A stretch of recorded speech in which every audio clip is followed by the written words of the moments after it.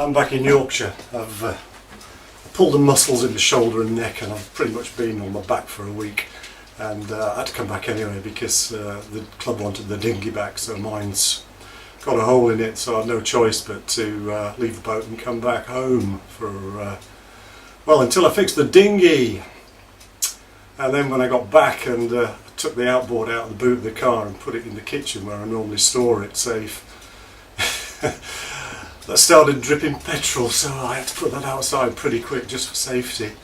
So you can see it looks like it's just the fuel elbow that's got a bit of a leak in it. It's just age, I think, sat in petrol all these years, and so I'm replacing that and put a new cable tie on that, and hopefully that will seal everything. And I've replaced the spark plug as well, because it was causing me a couple of problems not starting first or second time. I had to leave it for 10 or 15 minutes for the plug to dry out because I thought I'd flooded the engine. Then when I've read the manual, it says don't try and start it for more than 2 pulls if you're using the choke, so always read the instructions first. It saves time in the end. Yeah. And the dinghy, well, you can see that's lying out in my little yard here in my little house in Yorkshire, and I've ordered a Hypalon repair kit. I honestly don't know if it's going to repair. The tear's a bit close to one of the seams, but I'm going to try anyway because I just haven't got the budget to buy another one. So I've put my little motorbike up for sale just in case this isn't successful, the repair isn't successful, and that'll provide the funds hopefully to buy a new dinghy if I have to get one. I'm trying to do things on the cheap all the time. I mean, you know, you do what you got to do, don't you? You know, it's better than sitting around, lying around, letting things just wash over you. That doesn't lead anywhere. So that's the state of play at the moment. Fix the dinghy, paint the cover on the outboard. It's got a crack in it, so I've filled that and rubbed it down, and I'm just spraying it now with a can of lacquer, £2.29 from middle of Lidl, and we'll see how that looks.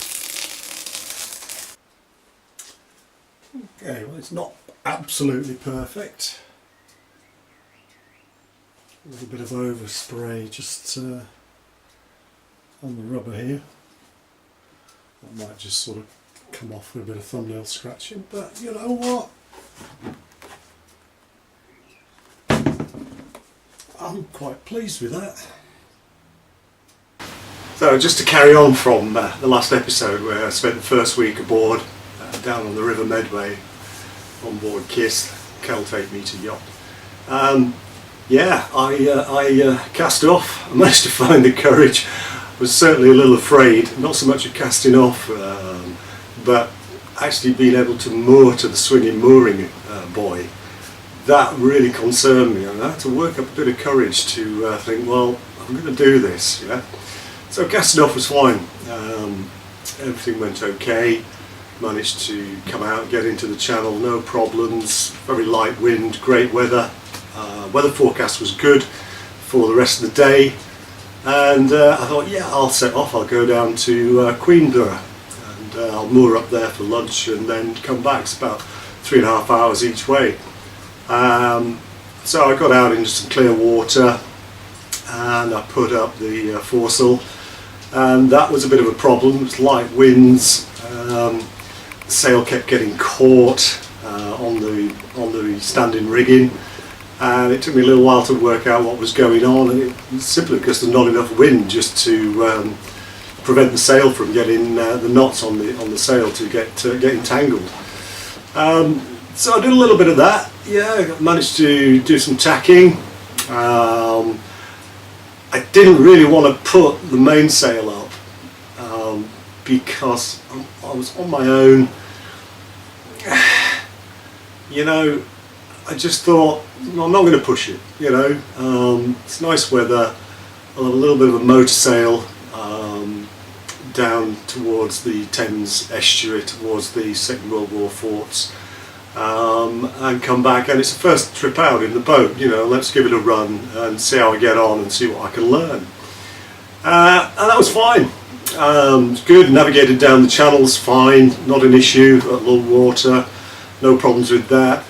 One buoy I didn't recognise, I couldn't remember what it was. It was two black balls on top of each other. I think that was just a hazard. I've looked it up since, but that was all okay. And then I got down to Queenborough, to the inlet, and I was going to go up there to a public mooring, and the chart showed a depth of 2 metres all the way up the channel at low water, and my boat has a 1.4 metre draft, and then the depth gauge suddenly went from like 15 metres down to 1.4 metres as I approached the channel, and you know, I just bottled it basically. I thought, I don't want to run aground, even though, you know, sort of the tide's coming in, I would probably be able to float off whatever I got stuck in, but I just didn't want to push it on that trip on the first time out. So I just swung around. It was 3.5 hours down there, and I thought, okay, you know, I'm not going to go take a break. I guess I could have found somewhere to anchor, but I've not really checked the warp and chain on the anchor yet, so I didn't want to risk using an anchor at this point. So I set off back. Weather's still great, everything's looking good, I'm quite enjoying myself, which is, you know, what I got into sailing for. And then the weather turned foul. There were some squalls came in and the wind picked up, and I to pull in the sail, really, not because it's so much of a problem, but I couldn't beat the wind. I mean, it was it a broad reach? I'll have to look the sailing terms up. When the wind is coming directly onto the bow, and I wasn't making any progress with the foresail up. There were yachts coming up behind me, and they looked to be having a great time without any problem at all. Taking them time, they had to do a lot of tacking to make any progress, but you know, so I put the motor on, and I sort of started to motor back, wanting to go to the loo, but not daring to leave the tiller in case I drifted off somewhere. So I got back to the mooring, and it was blowing a gale, and you know, I approached it very smooth, the buoy very smoothly up the channel between all the other moored yachts, and the boat hook. I got the boat hook out ready, and I tied a little flotation buoy onto the end of the mooring line, so you know, I knew that I could hook that without any problem, and I did. You know, moved it gently up to the buoy and put it into neutral, walked up to the bow, and the boat was blown away and I couldn't reach the buoy, so I had to get back down and motor back out into the channel and come back round into the mooring line. And so I went a little bit further past the mooring buoy this time, and walked up with the boat hook. Managed to hook the buoy this time, got it up into my hands, got it threaded back under the rails, and the wind had blown it away from the buoy, and I was getting to the very edge of the mooring line, and it pulled it out of my hands, and also the boat hook went overboard as well, and I had to let it go and just get back onto the tiller under motor. I was getting a little bit fraught at this point, because it was touch and go whether I could actually moor back up to the buoy and not risk swinging into another yacht and causing some damage. So I motored back again out of the channel, made a brand new approach to the mooring buoy, and thankfully, well, before that, I made the mistake of thinking I could put the boat into reverse and retrieve my my boat hook. which is not the case, because I'd forgotten that when you put a monohull into reverse, it kicks to one side, and the rudder swung across and pinned me into the cockpit.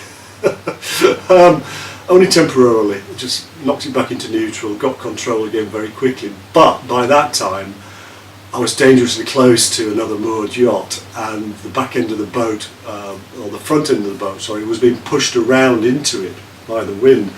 So I knew that I couldn't put it into forward and get out of trouble that way. So I just put it gently into reverse, and I just had to keep my fingers crossed. Unfortunately, my push pit did just touch his push pit, but thankfully it didn't cause any damage. It was just a graze, just a touch, and the boat swung around and missed the side of his yacht. So I wasn't in a panic, but I wasn't in a very happy state of mind at this point either. So I thought, I just need to calm down. I'm just going to go out into the channel and just gather my senses again, which I did. And at that moment, the weather cleared and the dark skies parted and the sun came out and the wind just dropped completely. So I went back into the mooring line, up to the buoy, a few feet past it, and into neutral, walked up, grabbed, or tried to grab the buoy with another boat up. Thankfully there were two on the boat, and I managed to get the other one out of the locker, which by this time it had gone under the tender that I'd moored when I'd sort of cast off. But I managed to hook it, get hold of it, and I thought, I'm not going to let go. I know I've heard the stories of, you know, a 2-ton yacht pulling and what it feels like, but I thought, I can't let go of this. I've got this break in the weather. So I just got hold of the rope, and I started untying the little buoy off the end, because I have to thread it through the cleat on the front of the boat. I was taking time trying to undo the knot, and I thought, no, I can't mess about, you know, with this knot. I've just got to get the line through. And I'd left some on the end after the buoy, and I just pulled that through, and I managed to get it to the cleat and just hold the boat on the cleat initially while I untied the little flotation buoy. And once I got that, I thought, I'm okay. But that was really, really difficult, and I'm wondering whether I can do this on my own. You know, it's I think you're very experienced, and you know the state of the tide, how the wind pushes the boat, how the tide moves the boat. With a bit more experience, then yeah, you know, I could probably be okay. But I think I'm going to put a second line to the mooring buoy and try and tie some more flotation devices onto that I can use to put straight onto a cleat and just get control of the bow moving. And once I've got that under control, then I can hook the main mooring line and bring that through the mooring cleat on the push pit, and perhaps that'll give me more control and a bit more stability and more safety the next time, because mooring, certainly in a flooding tide and with a strong wind and a squall, for a moment I thought, I can't do this, I'm not going to be able to get this line secure, but I did, you know, and you persevere. So that was the first experience sailing, you know. Some pictures, I've shown you some pictures. I only had one GoPro running. I didn't want to start messing around holding cameras to get good footage. That would have just been unsafe. So I just used a GoPro, and there's a few pictures just of the GoPro going down the Medway Channel towards the entrance to the Thames estuary. So enjoy, and I'll see you next time.